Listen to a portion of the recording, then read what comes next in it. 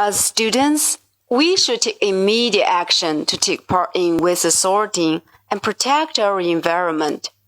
Both the society and the people will benefit from waste sorting. It's necessary for the students to sort the waste for several reasons. First, waste sorting is an efficient way to make use of the rubbish. It will prevent us from wasting a large amount of recyclable waste. Second, it will increase our awareness of environmental protection.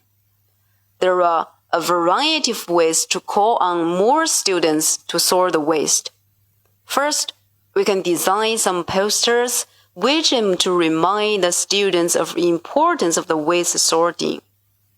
Second, we can organize some lectures to teach the students how to sort the waste. Third, it's important to set the rules of waste sorting and require the students to follow them. We should bear in mind that it's our responsibility to sort the waste and protect the environment. The more efforts we make to sort the waste, the greener our society will be. As long as we take action actively, all of us can make a difference in environmental protection.